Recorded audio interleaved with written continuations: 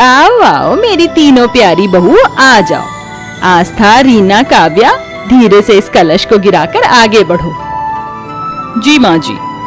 तीनों दाएं पैर से कलश गिराकर प्रवेश करती हैं। अरे माँ जी, ये पत्तों की साड़ी वाली दोनों हमारी जेठानियां हैं क्या? किसी आदिवासी से कम नहीं लग रही हैं।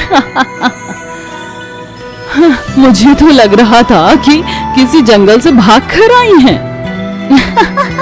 और हम तो दहेज में AC, cooler, sofa set, microwave लाए हैं। ये गरीब बहू तो कुछ नहीं लाई माँ जी। लहंगा भी अच्छा है, प्योर ओरिजिनल फ्लावर से जो बना है। हाँ दीदी, वही तो, ये गरीब है ना, मेरे बेटे को अपने प्यार के जाल में फंसा लिया, इसलिए दहेज लेकर नहीं आई, वरना मैं तो निकलवा लेती। माँ, अपने समाज के लिए हमारी दोबारा शादी कर दी है तो गृह प्रवेश भी कर दीजिए। इन गरीबों का मैं गृह प्रवेश करूं? बिल्कुल नहीं। माँ जी, आशीर्वाद ही दे दीजिए। तभी वो अपनी दोनों बहू को आशीर्वाद देकर अपनी तीनों बहुओं को लेकर चली जाती है। अगले दिन दोनों बहू जल्दी उठकर घर की सारी जिम्मेदारी संभाल लेती है। वहीं तीनों काली बहू घोड़े बेचकर सोती हैं और काम में मदद भी नहीं करवाती हैं।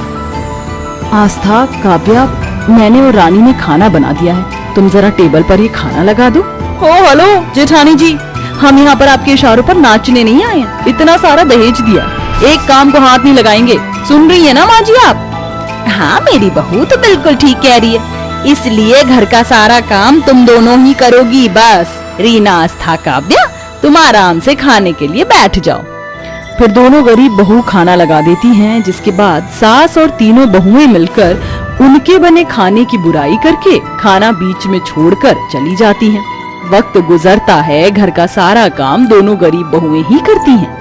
बार बार अंजना उन्हें गरीबी और दहेज के ताने देती है, वहीं तीनों काली बहू को अपने सर पर चढ़ा कर रखती है, घर का कोई काम नहीं करने देती है। ऐसे ही एक दिन, अरे रानी दीदी, ये आप कैसा पोछा लगा रही है, इतना गंदा, दोबारा से साफ करिए। अगर मैं यहाँ से फिसल जाती तो आपको छोड़ती नहीं।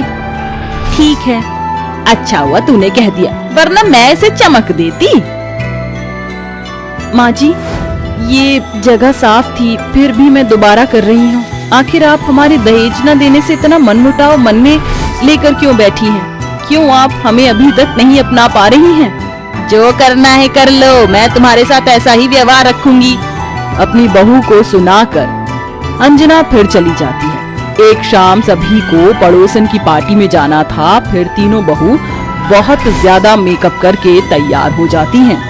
अरे वाह, आज मेरी तीनों बहुएं इतनी अच्छी लग रही कि क्या बताऊं। तुमने तो इन दोनों को भी फेल कर दिया है ना माँ जी? हम तीनों गोरे लग रहे ना, आखिर इतना अच्छा मेकअप जो किया है। अब चलिए। हम भी तैयार हो गए माँ जी। चलो, आ गई मुंह उठाकर। फिर पांचों बहू पार्टी में पहुंच जाती हैं, जहां पड़ोसन की बहू चार्ली तीनों को देखकर कहती है, अरे कुछ दिन पहले तो मैं तुम तीनों को एकदम काला कोयला देखा था, आज इतनी चमक कैसे रही हो? अच्छा एक्सपेंसिव मेकअप किया है, अमीर जो हो, बट मुझे देखो, नेचुरल ब्यूटी है कि लाइट मेकअप कुछ नहीं। तो अपनी जेठानियों को ही देख लो, तुमसे ज्यादा सुंदर लगती है। लिमिट में बात करो। हाँ, हम अमीर हैं तो मेकअप भी वैसा ही करेंगे। Any problem? क्या है ना, तुम जैसे गरीबों के बस की बात नहीं है, तो लाइट मेकअप ही करोगे। उसके बावजूद भी तुम हम तीनों बहनों से काली लग रही हो। वही तो।